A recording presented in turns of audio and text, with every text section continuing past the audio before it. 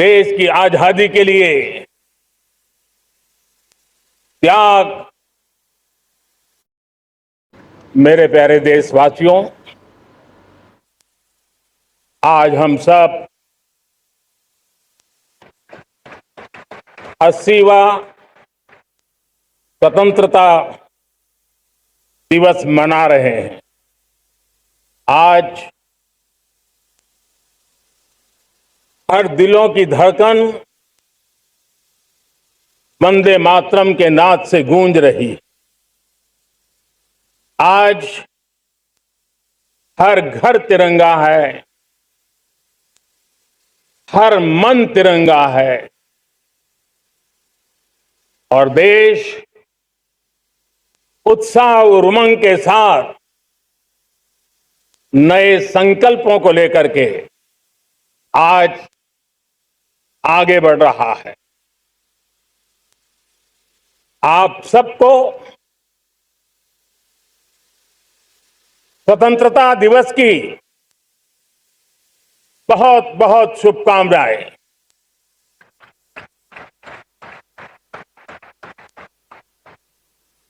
देश आज उन महान सपूतों का पुण्य स्मरण करती है जिन्होंने देश की आजादी के लिए त्याग, बलिदान की पराकाष्ठा की। अपने तप, त्याग और बलिदान से आजादी के एकमात्र लक्ष्य को लेकर के अपनी पूरी जिंदगी खपा दी। पूज्य बापू समेत सभी स्वातंत्र सेनानियों को बलिदान की महान परंपरा जगाने वाले महान क्रांतिकारियों को आज मैं श्रद्धापूर्वक नमन करता हूं।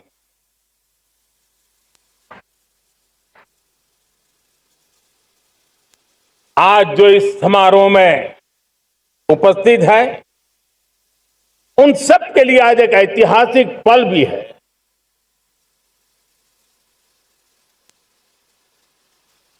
आजादी के बाद 15 अगस्त को लाल किले पर पहली बार वंदे मातरम गूंज रहा है।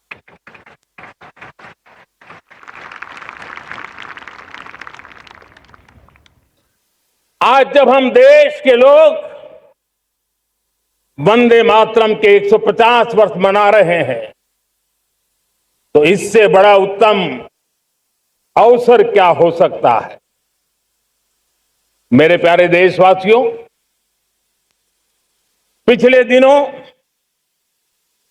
देश के कुछ हिस्सों में बाढ़ का प्रकोप रहा, भूस्खलन का प्रकोप रहा, अनेक परिवार प्रभावित हुए। उनके दुख दर्द को हम भली भांति अनुभव करते हैं। पीड़ित परिवारों को मैं विश्वास दिलाता हूं कि हम और पूरा देश उनके साथ खड़े हैं। मेरे प्यारे देशवासियों, कोई भी राष्ट्र तब महान बनता है, तब अपनी सिद्धियों को प्राप्त करता है जब अपने सपनों, अपने संकल्पों और अपने सामर्थ्य के दम पर आगे बढ़ता है। मेरे देशवासियों, अब छोटे सपनों से चलने वाला नहीं है। हमें बड़े सपने,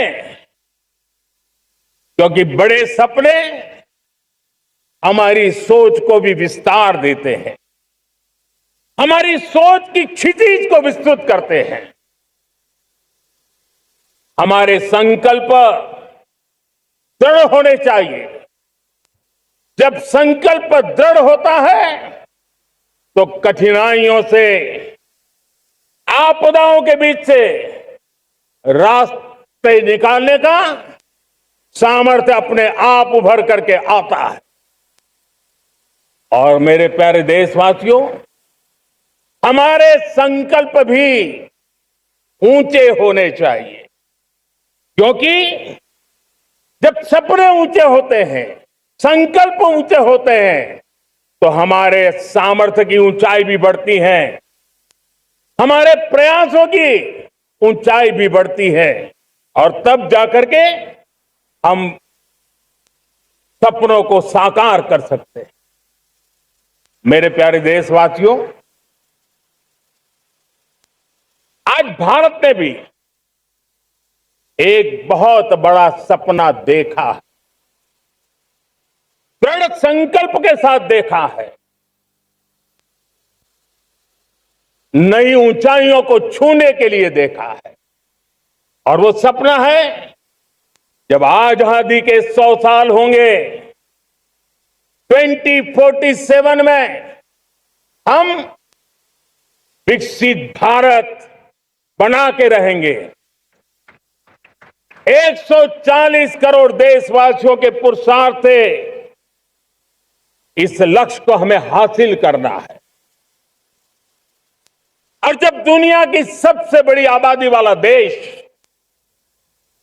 विकसित होने का संकल्प लेता है, तो ये दुनिया की नजरों में भी हमारे साहस का परिचायक बन जाता है। दुनिया हमारी तरफ देखने का नजरिया बदलने के लिए मजबूर हो जाती है।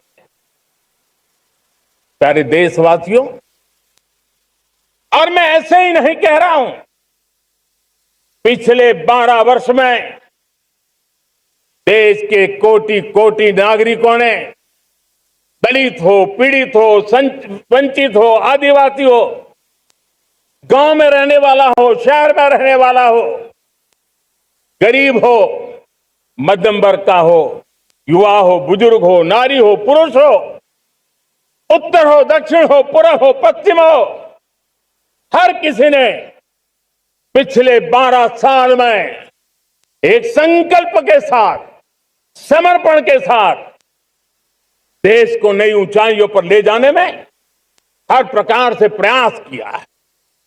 मैं उनके इस प्रयासों का आदरपूर्वक स्वीकार करता, और उसी का परिणाम है कि इतने कम समय में 25 करोड़ देशवासी गरीबी को परास्त करके गरीबी से बाहर निकले हैं। इन्हीं देशवासियों का प्रयास का परिणाम है कि हम कभी फ्रेजाइल 5 में गिरे जाते थे। 12 साल के भीतर भीतर हम एक मेजर इकोनॉमी में फास्टेस्ट ग्रोइंग इकोनॉमी बन गए हैं। साथियों, देश आजाद हुआ, बहुत सारे सपने लेकर के आजाद हुआ, लेकिन हम गति नहीं पकड़ पाए, रफ्तार नहीं पकड़ पाए। होती है, चलती है, अरे हो जाएगा, देखा जाएगा, उसी में खोए रहे। 2014 तक आते आते तो पूरे विश्व ने हमें फ्रेजाइल 5 के उस में डंप कर दिया था। ऐसे समय पिछले 12 साल में भारत ने एक नई रफ्तार पकड़ी, तेज गति से हम आगे बढ़ रहे हैं, और देशवासियों का संकल्प है कि अब 140 करोड़ देशवासियों के संकल्प को, सामर्थ्य को रोकना नामुमकिन है। प्यारे देशवासियों, पिछले 12 वर्षों में डिफेंस प्रोडक्शन करीब 4 गुना हुआ, खादी और ग्रामोद्योग का उत्पादन करीब 5 गुना हुआ, इलेक्ट्रॉनिक मैन्युफैक्चरिंग करीब 7 गुना बढ़ा। आधुनिक रेलवे कोच का निर्माण 21 गुना बढ़ा। मोबाइल फोन उत्पादन 33 गुना बढ़ा। इतना ही नहीं, आधुनिक युग को देकर के भी डिजिटल और इनोवेशन की दुनिया में भी हमने अपना परचम लहराया। इंटरनेट यूजर, इंटरनेट कंज्यूमर करीब करीब 4 गुना बढ़े। पेटेंट ग्रांट होने की संख्या 4 गुना बढ़ी। डिजिटल ट्रांजैक्शन 100 गुना बढ़े। सामान्य मानवीय की सुविधाओं की तरफ भी हमने उतना ही गंभीरता से काम किया। हर साल औसतन 15 गुना ज्यादा तेजी से हमने नल से जल कनेक्शन दिए। हर साल औसतन 6 गुनी ज्यादा रफ्तार से लोगों को गैस कनेक्शन दिए। हर साल 4 गुनी रफ्तार से गरीबों के लिए टॉयलेट बनाने का काम किया। हर साल 3 गुना ज्यादा तेजी से गरीबों को घर देने का काम किया। देश ने गवर्नेंस में भी बहुत बदलाव लाया। हजारों की संख्या में कंप्लायंसेस खत्म किए। सैकड़ों की तादाद में पुराने कानून खत्म किए। पिछली शताब्दी के कानूनों से 21वीं शताब्दी की मार्च नहीं हो सकती। हमने आधुनिक इंफ्रास्ट्रक्चर के लिए मेट्रो का विस्तार किया। हमने पब्लिक ट्रांसपोर्ट को ताकत दी। जिस स्पीड से काम, जिस स्केल पर काम किया, ये सब, ये रफ्तार, ये विस्तार, ये अचीवमेंट आजादी के बाद पहली बार पिछले 1 दशक ने देखा है। और जब इतनी सारी सिद्धियां हमारे सामने हो, इतनी तेज गति दिखाई देती हो, देशवासियों का सामर्थ्य पल पल प्रकट होता है, तब तो 2047 में विकसित भारत बनने का संकल्प कभी भी अधूरा नहीं रह सकता है। ये सारे आंकड़े इस बात की गवाही देते हैं कि हम आगे बढ़ने वाले हैं, मेरे प्यारे देशवासियों। लेकिन उसके लिए आत्मविश्वास की जरूरत होती है, आत्मगौरव की जरूरत होती है, और साथ साथ आत्मनिर्भर भारत होना भी बहुत जरूरी होता है। और इसलिए बीते वर्षों में हमारा कन्विक्शन रहा है कि भारत को हमें अब दूसरे देशों पर निर्भर रह करके नहीं जीना चाहिए। हमें आत्मनिर्भर बनना चाहिए। दुनिया में बहुत कुछ मिलता है, सस्ता मिलता है, जल्दी मिल सकता है, लेकिन उससे हमारा सामर्थ्य तैयार नहीं होता, न हमारे सामर्थ्य की कसौटी होती है। और इसलिए हमें भी अपनी क्षमताओं को बढ़ाना है। अपने हितों की सुरक्षा हमें खुद को करनी है। और इसलिए आत्मनिर्भर भारत का संकल्प बहुत दृढ़ता के साथ हम लेकर के आगे बढ़ रहे हैं। मेक इन इंडिया, स्वदेशी, वोकल फॉर लोकल, इन सारे क्षेत्रों में आज हर भारतीय का मन जुड़ रहा है। मेरे प्यारे देशवासियों, मैं आपको एक उदाहरण देता हूं सेमीकंडक्टर का। देश आजाद होने के बाद विश्व में तो सेमीकंडक्टर की चर्चा हो चुकी थी, हमारे यहां भी बातें होती थी, लेकिन सेमीकंडक्टर का कोई बड़ा प्लान हम आगे नहीं बढ़ा पाए। और आज स्थिति क्या है? आज की डिजिटल दुनिया में, आज की टेक्नोलॉजी में चिप का महात्म्य हम समझते हैं। कोई भी इलेक्ट्रॉनिक गुड्स होगा, हमारे मेडिकल इक्विपमेंट होंगे, हमारे ट्रांसपोर्ट के रास्ते होंगे, हर किसी में चिप अनिवार्य है।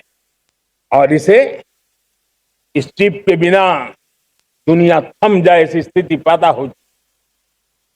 और इसलिए भारत ने आत्मनिर्भर होने की दिशा में अपना सेमीकंडक्टर प्लांट, बड़ा सेमीकंडक्टर प्लांट, 3 सेमीकंडक्टर प्लांट शुरू हो चुके हैं। और मुझे बताया गया है कि वहां जो प्रोडक्शन हो रहा है वो एक्सपोर्ट होना शुरू हो चुका है। और मैं देशवासियों को कहना चाहता हूं, आने वाले 7-8 वर्ष में और 5, 7 या 8 सेमीकंडक्टर प्लांट बहुत ही जल्द शुरू होने वाले। ये आत्मनिर्भर भारत हमें विकसित भारत की दिशा में जाने का महामार्ग देती। मेरे प्यारे देशवासियों, वैसी ही एक चर्चा क्रिटिकल मिनरल की हो रही है। पूरी टेक्नोलॉजी क्रिटिकल मिनरल पर निर्भर है। भारत इसमें भी अपने आप को सुरक्षित करने में जुटा हुआ है। क्रिटिकल मिनरल का लक्ष्य साझा किया जाए। नेशनल क्रिटिकल मिनरल ये हमने लॉन्च किया। बजट में क्रिटिकल मिनरल कॉरिडोर की हमने घोषणा की है। कई देशों के साथ एग्रीमेंट हो रहे हैं। विश्व के कई देश अब इस क्रिटिकल मिनरल के विषय में भारत के पर भरोसा करने लगे हैं। मेरे प्यारे देशवासियों, जैसे सेमीकंडक्टर की बात हो, क्रिटिकल मिनरल की बात हो, वैसे ही जिस टेक्नोलॉजी की दिशा में हम जा रहे हैं, दुनिया जा रही है, उसमें एनर्जी का महत्व और बढ़ता चला जा रहा है। अब एनर्जी के बिना भी नई दुनिया को चलाना मुश्किल है। और इसलिए हमें चिप हो, एआई हो, डेटा सेंटर हो, हमें बहुत बड़ी मात्रा में बिजली की जरूरत होगी। एनर्जी सिक्योरिटी ये हमारे समय की मांग है। और इसलिए हमने पहले से ही उस दिशा में एक के बाद एक मजबूत कदम उठाए हैं। एनर्जी सिक्योरिटी का एक बड़ा माध्यम है परमाणु ऊर्जा, न्यूक्लियर एनर्जी। हमने पार्लियामेंट में शांति एक्ट पास कर करके एक नए लक्ष्य तरफ जाने का रास्ता तय कर लिया है। 2047 तक हम 100 गीगावाट न्यूक्लियर पावर का लक्ष्य लेकर के चल रहे हैं।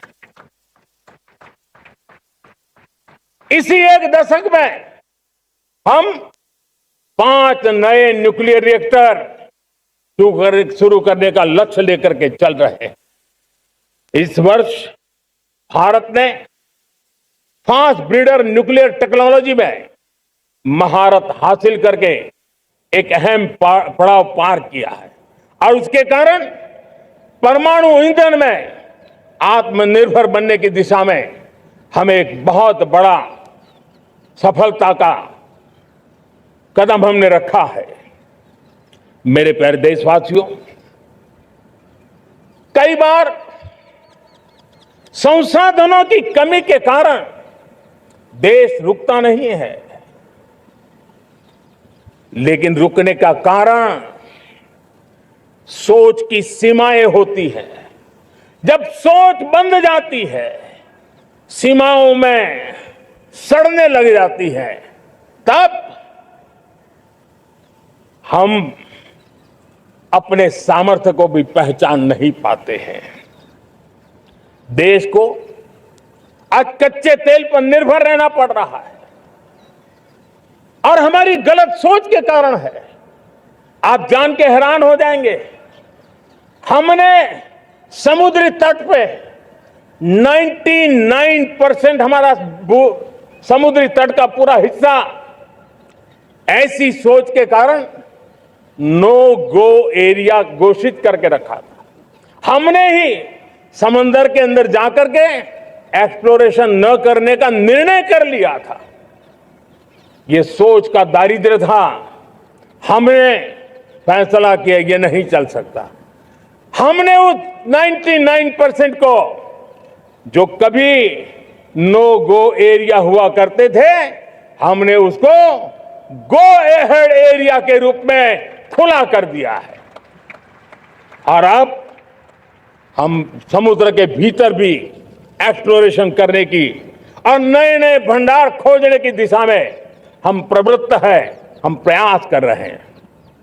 हमने पिछले वर्ष उसी दिशा में एक महत्वपूर्ण कदम रखते हुए समुद्र मंथन की घोषणा की थी और पिछले दिनों हमने 85,000 करोड़ रुपए इस काम के लिए आवंटित करके काम को गति देने का निर्णय कर लिया है। मेरे प्यारे देशवासियों, एनर्जी सिक्योरिटी, इसका मैंने कहा कि हमें ऑल्टरनेट स्रोतों की तरफ भी पूरी शक्ति लगाना बहुत जरूरी है और इसलिए ऊर्जा का सही इस्तेमाल बढ़ाते हुए भारत इसी दिशा में आज तेजी से काम कर रहा है। 2014 से पहले, मतलब आज से 12 साल पहले, हमारे देश में सिर्फ 70 शहरों में पाइप से गैस की व्यवस्था थी, पाइप से गैस डिस्ट्रीब्यूशन होता था। 12 साल में इन 70 शहरों को हमने 700 शहरों तक पहुंचा दिया है। ये होती है रफ्तार, ये होता है विस्तार। 2014 के पहले मुश्किल से 20-22 लाख घरों में पाइप से गैस पहुंचता था। आज 1.25 करोड़ घरों में पाइप से गैस पहुंचाने का काम हो रहा है। 12 वर्ष पहले देश में सोलर एनर्जी की कैपेसिटी सिर्फ 2 गीगावाट थी। 2 गीगावाट, आज 160 गीगावाट हमने प्राप्त किया है लक्ष्य। मेरे प्यारे देशवासियों, मैं एक और जानकारी देता हूं। हमने इसका लाभ देश के मध्यम वर्ग को, सामान्य परिवार को मिले, इस तरफ भी उतना ही ध्यान केंद्रित किया। हमने पीएम सूर्यघर मुफ्त बिजली योजना चालू की और आज मुझे संतोष है कि इतने कम समय में 50 लाख घरों का सोलर एनर्जी का काम हम आंकड़ा पार कर चुके हैं। तेजी से चल रहा है और उसके कारण हजारों घरों का बिजली बिल 0 हो गया है। हजारों घर अपनी बिजली का उपयोग करने से अतिरिक्त बिजली आज बेच करके कमाई कर रहे हैं। हर परिवार को हम इस काम के लिए 80,000 रुपया सरकार की तरफ से एक एक परिवार को मदद दी जा रही है, तब जाकर के हम इस काम को पूरा कर रहे हैं। मेरे प्यारे देशवासियों, आपको जानकर के हैरानी होगी, ये जो हमारी रेलवे है उसका इलेक्ट्रिफिकेशन का काम हमारे देश में 1925 में शुरू हुआ था। 1925 में इलेक्ट्रिफिकेशन का काम शुरू हुआ, लेकिन 90 साल में 1925 से लेकर के 90 साल में सिर्फ 30% रेल का इलेक्ट्रिफिकेशन हुआ था। यानी 90 साल में 30%। हमारी रफ्तार देखिए, लक्ष्य को पाने के लिए हमारी दौड़ देख लीजिए। हमने एक दशक के अंदर 100% काम पूरा कर दिया। 90 साल में 30%, 10 साल में 70%, ये होता है काम। और इसके कारण डीजल जो हमें बाहर से लाना पड़ता है उसकी बचत हुई, बिजली से हमारी ट्रेनें चली, पर्यावरण को फायदा होने लगा। मेरे प्यारे देशवासियों, हम यहां से नहीं रुके हैं, हम दुनिया के अंदर पीछे रहना नहीं चाहते। पिछले दिनों आपने खबर सुनी होगी, भारत ने ईंधन का नया क्षेत्र को भी छू लिया है। देश ने पहली हाइड्रोजन से चलने वाली ट्रेन शुरू कर दी है और मुझे खुशी है, ये सबसे लंबी ट्रेन है और सबसे ताकतवर ट्रेन है और दुनिया में हाइड्रोजन ट्रेन के क्षेत्र में भी भारत ने अपना झंडा गाड़ दिया है। प्यारे देशवासियों, पिछले 10-12 साल हम लगातार 2047 के लक्ष्य को पाने के लिए दौड़ रहे हैं, एक के बाद एक सोपान सिद्ध कर रहे हैं। हमने सोचा भी नहीं था कि हमें इसमें भी कुछ मुसीबतों का झेलना पड़ेगा। पिछले 10-12 वर्ष में कितने संकटों का सामना करना पड़ा। कोरोना जैसी वैश्विक महामारी ने पूरी दुनिया को चिंता में डाल दिया था, सारी व्यवस्थाएं चरमरा गई थी। कोरोना से बाहर निकले, युद्ध की विभीषा की खबरें आने लगी, कहीं यूक्रेन तो कहीं पश्चिम एशिया, हर जगह पे तनाव का माहौल। और पता नहीं भविष्यवेत्ताओं ने तो न जाने क्या क्या घोषणाएं कर दी थी। देश को डराना, देश को भयभीत रखना, देश को चिंतित रखना, इसी में कुछ लोगों को आनंद आता है। वैक्सीन नहीं मिलेगी, कोविड में लोग बचेंगे नहीं, कुछ भी नहीं होने वाला। वेस्ट एशिया का क्राइसिस आया, पेट्रोल पंप पे पेट्रोल नहीं मिलेगा, गैस नहीं मिलेगा, डीजल नहीं मिलेगा, फर्टिलाइजर नहीं मिलेगा। सारी दुनिया भर की अफवाहें फैला करके भारत के लोगों को भयभीत करने का, डराने का, चिंता के अंदर डुबो देने का कुछ लोगों को आनंद आ रहा था। लेकिन देश ने देख लिया कि पिछले 10-12 साल की सुविचारित योजनाएं रंग ला रही है और हम इतने बड़े संकट के बावजूद भी नागरिक देवो भव के मंत्र को लेकर के जीते हुए भारत ने जो तैयारियां की थी, एक के बाद एक कदम उठाया था। सोचा नहीं था कि संकट आएगा, लेकिन उस संकट के समय में ये सारी चीजें काम आ गई और आज देश में गैस भी है, पेट्रोल भी है, यूरिया भी है। हम अपनी ताकत के ऊपर खड़े हो रहे, चल रहे। मेरे प्यारे देशवासियों, दुनिया के इन संकटों का प्रभाव हर किसी पर हुआ, हम भी अछूते नहीं। यूरिया के दाम दुनिया में 3,000 रुपया पहुंच गए एक बोरी का। आज भी हम मेरे देश के किसानों को वो बोझ सहने के लिए मजबूर नहीं कर रहे।